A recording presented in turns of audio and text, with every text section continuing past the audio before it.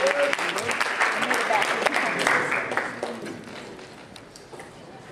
right.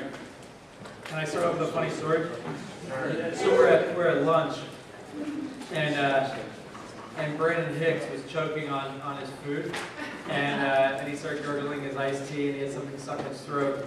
And Devin Christensen came over and gave him the Heimlich maneuver. And like at lunch, Brandon threw up in his lap. And it was I heard about this because I walked over right afterwards, and everyone's just like, dude, that just happened. And Devin gave him the Heimlich, so Devin saved Brandon's life. Like literally, he was choking. Yeah. And then check that, and then Luke Mills just sits down and is like, he did it wrong.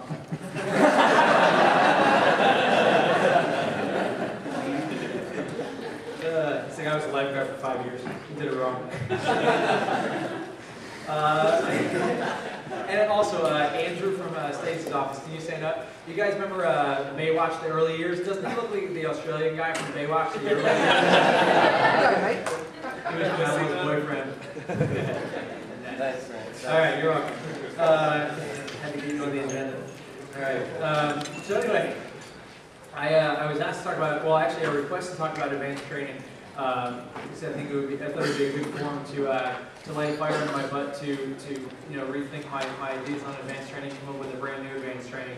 It's something we've started over the past couple of weeks and have had incredible results. My old philosophy on advanced training was to teach them everything I possibly knew about selling Cutco, so that way they could be really, really good. So that way if they called in with a no sale, I could get really angry, because if I told them how to never have a no sale, if they called in from a no sale, then it legitimized my response of saying, why didn't they buy? Right, and I get really pissed off, right? Somebody called in for no sale after advanced training. Come on, I taught you how to handle it. Didn't I teach you how to handle objections? What about reserve first call special? No? Okay, were you not there on Monday? Right, that used to be my response after a no sale, after advanced training, because I thought that I taught them everything they ever need to know. And so I was getting really angry at my people. And that really made me angry about running the business. So another thing is I tried to teach so much. And I simplified my advanced training philosophy. I simplified, what I taught. This advanced training that I passed out is not an advanced training that's supposed to be a regional or even divisional program. This is not meant to be a program that anyone's supposed to take. This is basically just a reference to help you figure out and guide you on how to run your advanced training. So even for my guys, even for my division, it's like, hey, here's what I do. If you like it, you can pick out some golden nuggets. But it's not what you should do. So don't at all think that this is what you should do. I know that John Woodman runs an incredible advtrng1. His advtrng1, he gets better productivity and better profit than I do. But this is just very simplified, and it just gives a good guideline. Nathan Sargent gets incredible second weekend fast start productivity as well. So those are the guys that are really good. I just think that I have a knack at simplifying things and making it easy to follow. So just a couple ideas I put together. What I hand out is this is 9 pages, I guess 5, but front and back, so it's 9 pages. This is the entire advanced training. Now my advanced training is long. It's scheduled for 3 hours. And the reason why it's scheduled for 3 hours is because if you think about it, you spend 3 days training somebody the basics. Okay, you spend 3 days training somebody the basics. You spend 18 hours Thursday, Friday, and Saturday. That's half of your week you spend training them. And then they come in for advanced training, you throw it together in like an hour, hour and a half, and you expect them to get everything within an hour and a half. Invest your time in your people, right? If you're going to spend 3 days training them, your advanced training shouldn't just be an hour, hour and a half, right? Your advanced training needs to be, that's the 5th day of training, right? Day 1 was, interview. Day 2, day 3, day 4 is 3 days of training. Day 5 is advanced training. So when we have it scheduled for 3 hours, sometimes we even go over because I want them to be really good. Right, and they don't think that it's overwhelming being in the office that much because I tell them, the first day of training, hey, the first week is going to be overwhelming because you have 3 days of training, then you're going to have advanced training, plus you're going to have your PC. You're going to be in the office almost every day this week, and it's going to be a lot. What's cool is that we're going to get to teach you everything that you need to know about this job. That way, by next week, you'll just be coming to the office twice a week, once for the team meeting and once for your one-on-one with the manager. Okay, and they're quick stop by. So I let them know that, hey, it's overwhelming in your first week. I think the reason why we have advanced training so short is because we're afraid that our people are going to be, upset that they're in the office so much. They're going to think it's too much or overwhelming. But if you let them know that it's going to be overwhelming, okay, then they can't complain about it being overwhelming. Okay, hey, you're going to be tired. You're going to be in the office all the time. Okay, you're not even, you're going to think that you're putting in a lot of time and that you don't get paid for it. It's fine. Okay, that's what it's intended to do. Because next week, a couple of weeks later, you're going to be really excited about the money that you're making for the time that you're putting in. Okay, so scheduled a couple hours long, 3 hours long. Now part of that is a phone jam, 20, 30-minute phone jam at the end as a group. So it's actually, as far as content, just a little over 2 hours. And we also, part of the content is scheduling. We do group PC with scheduling and goal setting. So you'll see as we go through. So the first thing, obviously, when they come in, we do order turn-in shopping sprees while they arrive, and then they fill out. One of the assignments on day 3 is to have their QPR already filled out, the front side already filled out by the time they come to training. So most of our reps already have the front side of the QPR already filled out. Some people obviously are going to forget, they just don't do it, so they fill out the front side of their QPR because we do the back together, but everybody's role-playing pages 8 and 9. So as they come in, they're role-playing pages 8 and 9, with the part of the people that get there really early, usually your top people, right? And sometimes people that take the bus, they get there really early, and so they are role-playing the whole time, page 8 and 9 for 15, 20 minutes, half an hour sometimes, just getting really good at closing. So that's as far as the role-playing. You just have them jump right in for role-playing and close. The most important part is role-playing the demo.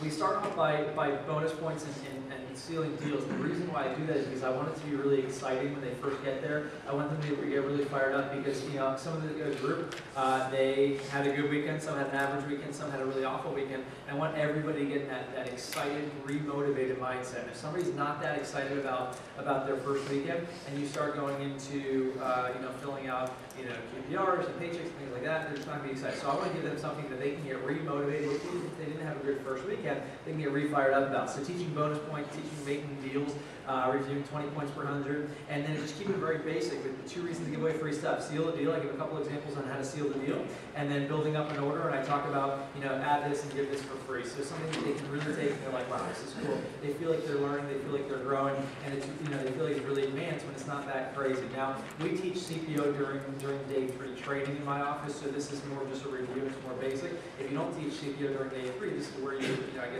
go all out with your CPO teaching. Now, QPRs and paycheck explanations is kind of piggyback on my last message about setting the right expectations.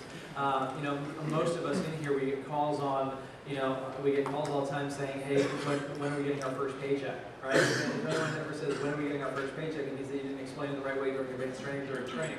So this is where I explain, all the little details that usually we forget to talk about. It's really important because, some of those headaches, right? The headache phone calls come from people asking stupid questions, like, oh man, that's the stupidest question. Well, it's a stupid question because you didn't teach them, right, the first time. So if you teach them the right way the first time, and you explain it and take the time, then you're never going to get those headache questions. Teaching how to calculate base pay versus incentives pay, requirement that their QPRs need to be turned in by a specific day, specific time. Right? If somebody doesn't turn in a QPR, it's not their fault they didn't turn in QPR. It's your fault that you didn't hit home with them that it's so important to turn in their QPR. Right? So it has to be turned in this day, this time. Explain Monday night cutoff for rolling orders. Okay, explain the paycheck cycle, when to expect checks. It's really important to let your reps know that, hey, your paycheck is based on the previous week's sales. Right, so the paycheck, your paycheck that you're going to get next week is from this weekend's sales. The paycheck from this upcoming week's sales is going to be 2 weeks from now. Okay, you explain when they're going to get their paycheck and what to expect, because sometimes reps have big weekend or a big week in sales, and they get their paycheck from the previous week and it's smaller. Like, what happened to my paycheck? I thought it would be so big. Right, so you want to explain how the cycle works and when to expect their paychecks.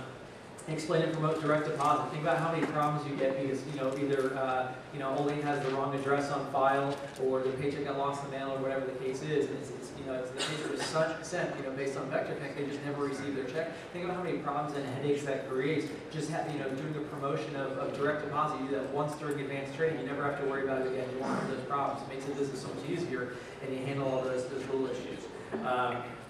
Explaining for direct deposit that they're going to get 1 penny, right? Hey, your first paycheck, you're going to get 1 penny into your account, so don't freak out. It's not your paycheck. It's just to make sure it's the right account. Right? Think about how many times you get phone calls that say, hey, I only got paid a penny, right?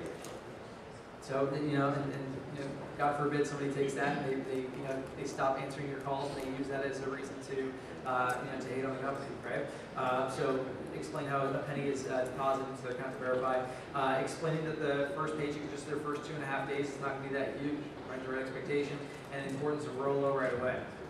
All right, so we take care of all the administrative stuff, and that right there, that quick 10-minute explanation relieves so many future problems that you're going to have. And it's just important to go over the details, right? Because reps all the time, they say, well, I never knew that, nobody ever taught me that. Well, now they know because it's in the program. Opening comments is you're recognizing the results, positive, negative, and in the middle. I'm not going to go through this word for word, but it's